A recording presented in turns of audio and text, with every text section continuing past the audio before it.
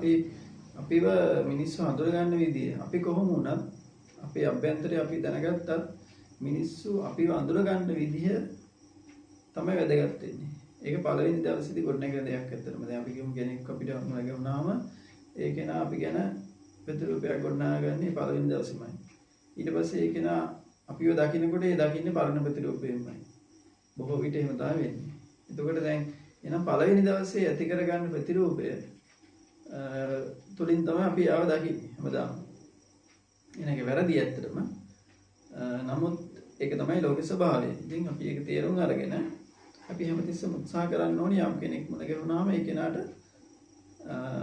අපේ ප්‍රතිරූපය අපි විසින්ම විනාශ කරගන්න නැතුව අපේ ප්‍රතිරූපය අපි සැබෑ ලෙස පෙන්වන්නේ. ඒ කියන්නේ සැබෑ ලෙස කියන්නේ බොරුවට නෙමෙයි. බොරුවට අපි පෙන්වන්න යන්න ඕනේ. අපේ ප්‍රතිරූපය අපේ ඇත්ත ස්වභාවය අපි මේකයි. මම මේ විදිහ කෙනෙක්. හැබැයි දැන් නරක ප්‍රතිරූපයක් ඇති කරගන්න කියනෝ නෙමෙයි මම මේ. කියන්නේ අපි හැමතිස්සෙම හොඳ වෙන්න ඕනේ.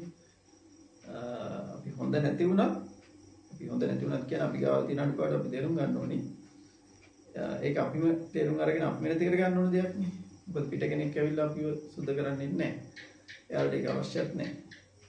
ඒත් අපි හැමතිස්සෙම උත්සාහ කරන්න ඕනේ අපේම ටැලන්ට් එකක් හදාගන්න. ඒ ටැලන්ට් එක හදාගත්තට පස්සේ කෙනෙකුට එතනින් එහාට එයා වටන්න ටිකක් අමාරුයි. නමුත් දැන් ගල් මුල් එනවා. දැන් උදාහරණයක් විදිහට කිව්වොත් එහෙම ඔය දිනේෂ් මුතුගල සෙකන කතා කරොත් එහෙම ඉතින් එයාට දැන් කට්ටියක් බනිනවා කට්ටියක් හොඳ කියනවා. ඒක තමයි ලෝක ස්වභාවය. ඒ කියන්නේ එයාව දකින්න විදිය අනුව තමයි ඒක වෙන්නේ. දැන් එයාගේ ප්‍රතිරූපය හොඳට දකින්න මිනිස්සු හොඳ කියනවා. එයාගේ ප්‍රතිරූපය නරකයි විදියට දකින්න මිනිස්සු නරක කියනවා.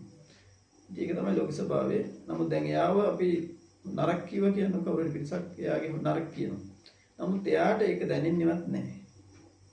ඒ මොකද එයා දැන් ටියුෂන් ශාස්ත්‍රයේ වුණත් හොඳ ස්ථානයක් හිමි කරගෙන තියෙනවා. ඉතින් එයාට එයාව ඒක වටන්න අමාරුයි එහෙම කවුරුහරි බැන්නා කියලා පෝස්ට් එකකින් වැරදි දෙයක් කිව්වයි කියලා YouTube එකේ යම් දෙයක් දැම්මයි කියලා එයාව වටන්න බෑ එහෙම. මොකද එයා යම් කිසි තැනකට ගියෙක් කෙනෙක්. එතකොට අපි අපේ තැන තේරුම් අරගෙන අපි කිසිම කෙනෙක්ගේ වැරද්දක් එළියට දෙන්නේ නැතුව අපි තේරුම් අරගෙන ඒ වැරද්ද තියෙන කෙනාව කවදාවත් දවසක හැදෙයි කියලා හිතලා අපි තේරුම් ගත්තාම ඇති අපි ඒකට ෂෙයා කරන්න පෝස්ට් ෂෙයා කරන්න යන්නේ නැතුව ඉන්න එක තමයි මම නම් දකින්නේ. ඉතින් ඒකෙදී ඇත්තටම මේ දේශපාලනය ගැන නම් මට ඒක ලොකු දැනුමකුත් නැහැ. මම ඒක ගැන හොයන්නෙත් නැහැ. මට අදාළත් නැහැ. ඔව්. දැන් අපි ඔබතුමා අපිට පැවසුවා ඒ කියන්නේ මුලින්ම ප්‍රතිරූපයක් ඇති කර පළවෙනි දවසේ තමයි අපි යම් කෙනෙක් දැක්කම එයා ගැන හිතේ යම් එයා ගැන මේක ඇති කරගන්න සංකල්පයක්. නමුත් අපි කියන්නේ බුදුදහමේ සහ කියන්නේ සාමාන්‍ය ලෝකේ තියෙනවා අපි මේක හිතේ ඇති කරන ස්වභාවය අනිත්‍යයි. නැත්නම් ස්ථිර නැහැ. අපිට දවසින් දවස පිරිහෙන්නත් පුළුවන්, දවසින් දවස වර්ධනය වෙන්නත් පුළුවන්. අපි කොහොමද ඒ කියන්නේ අපේ මේ කියන්නේ දවසින් දවස වැඩි වෙන බව අපි යොදන පෝස්ට් වලින්, අපි කතා බහ වලින්, අපේ කියන්නේ අත්දැකීම් වලින් ඒ වයින් කියන්නේ සමාජයට දවසින් දවස අපි මේ කියන්නේ වැඩෙනවා, growth වෙනවා කියලා අපි පෙන්වන්න මොන වගේ ක්‍රියාමාර්ග අනුගමනය කරන්න ඕන? අපි වැඩෙනවා කියලා කියන්න දෙයක් අපිට නැහැ. ඒ කියන්නේ මෙහෙමයි. දැන් අපි ගත්තොත් එහෙම ඒක අපි ආයාසයෙන් කරන්න අවශ්‍ය නැහැ. කිසිම දෙයක් ආයාසයෙන් කළොත් ඒ දේ ලබා ගන්න ටිකක් අමාරුයි. ඒ කියන්නේ බලෙන් ලබා ගන්න බෑ අපිට. දැන් අපි කෙනෙක්ගේ ආදරයක් අපි බලෙන් ගන්නවා නම් ඒක ස්ථිර නැහැ. ස්ථිර නැහැ කියන්නේ ඒක ටික වෙලාවයි තියෙන්නේ. නමුත් දැන් අපි ප්‍රතිරූපයක් හදාගෙන යම් විදිහකින් ඉස්සරහට යන්න අපේක්ෂාවක් තියාගෙන ප්‍රතිරූපය හැදෙනකන් ඉන්න ඕනේ. එතකන් අපි අපේ වැරදි අඩු කරගන්න ඕනේ. කියන්නේ අපි ගාව තියෙන වැරදි අඳුර ගන්න ඕනේ මුලින්ම. අඳුරගෙන ඒවා ටික ටික අඩු කරන් යනකොට ඉබේම ওই ප්‍රතිරූපය කෙනෙක් හැදෙනවා. එතකොට මේ හැදීමත් එක්ක යම් කිසි මට්ටමකට එනවා. දැන් ඔගේ මට්ටම් පෙන්වන්න පුළුවන් යම් කිසි දෙක තුනක් විතර. ඒකෙදි දැන් අපි කියමු මුල්ම මට්ටම තමයි අතර ප්‍රතිරූපයක් නොමැති අවස්ථාවකට හිතමු කෙනෙක්ගේ. ඒ කියන්නේ දැන් කෙනෙක් ඉන්නවා එයා ගැන ලෝකේ දන්නේ කියන්නේ එයා ගැන කිසිම ප්‍රතිරූපයක් හැදිලා නැහැ. උදාහරණයක් විදිහට කිව්වොත් එහෙනම් මම දැන් මේ ගමට ඇවිල්ලා ඉන්නවා. ආව පළවෙනි දවසේ කියලා දුන්නා. එතකොට ඒ පළවෙනි දවසේ මාව දකින්නවා. ඒතකොට දකින්න දවසේ ඒ දකින්නකොට මගේ රූපයෙන් මෙහෙම කෙනෙක් කියලා යම් කිසි ප්‍රතිරූපයක් ඒ දැක්ක කට්ටිය අඳුර ගන්නවා. හැබැයි දැක්ක කට්ටිය විතරයි. දැන් අපි කියමු ගමේ මිනිස්සු 25000ක් ඉන්නවා කියලා. නමුත් පළවෙනි දවසේ මාව දකින්නවා 100 දෙනෙක්. ඒ 100 දෙනා යම් කිසි ප්‍රතිරූප 100ක් හදා ගන්නවා. දවස් 2ක් 3ක් යනකොට ඔන්න 200ක් විතර දකින්නවා කියමු. ඒ වගේ මම කියන්නේ දැන් මේ ප්‍රතිරූප 250ක් විතර දැන් දකින්න.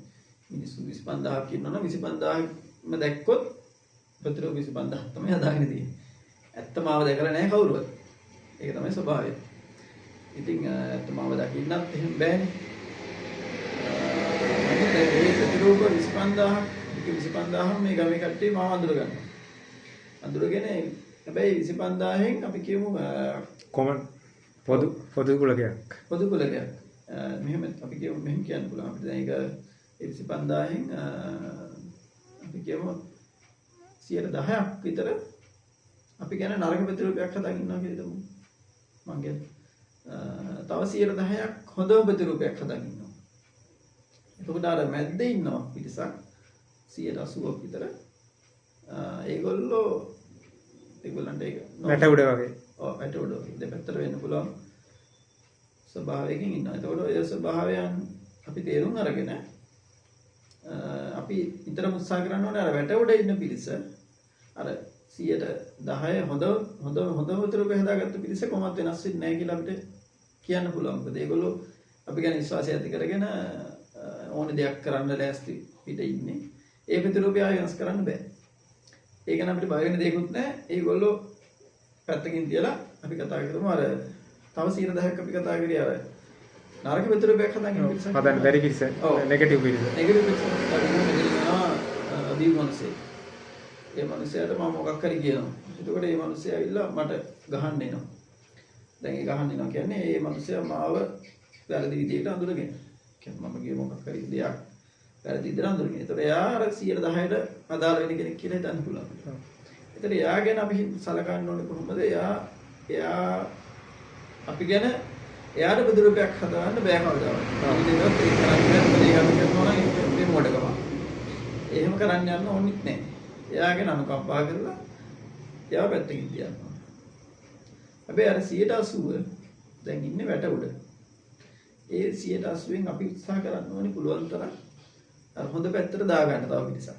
10යි නම් හොඳ දකින්නේ අපිව. ඒක 20ක් කරගන්න. 30ක් කරගන්න. 40ක් කරගන්න. එහෙම ගිහිල්ලා අර 180ත් භාගයේ පරවලටම වැටුනොත් එහෙම. ඒ කියන්නේ 90%ක්ම පිරිස අපි හොඳ දකිනවා නම් අපේ ප්‍රතිරූපේ හොඳ විදිහට දකිනවා නම් මේ ගමේ උදාහරණයක් විදිහට කිව්වොත් එහෙම අපි ඉන්නේ හොඳම මට්ටමකට කියලා මම හිතනවා. ඒ කියන්නේ ඒ මට්ටමට යන්න අපි අපේ වැරදි අඳුරගෙන යන්න ඕනේ. ඔව් ඒ කියන්නේ අපි ඒ කියන්නේ ක්‍රියාවෙන් තමයි පෙන්වන්න ඕනේ. මොකද වචනත් ඇත්තටම වැදගත් වෙනවා. නමුත් ක්‍රියාවෙන් තමයි පෙන්නන්න ඕනේ. මෙතන අපි හැසිරෙන විදිහෙන් ඒකට මුලින්ම අදින පළදින විදියක් බලපානවා. මුලින්ම හැබැයි ඒ ප්‍රතිරූපය ගොඩනගන්නේ මුලින්ම අදින පළදින විදිහෙන් ගමන් කරන විදිහෙන් කතා කරන විදිහෙන් පසුව ඒක නා කාලයක් ඇසුරු කරනකොට ඒ ප්‍රතිරූපය තව දියුණු වෙලා ඉස්සරහට යනවා.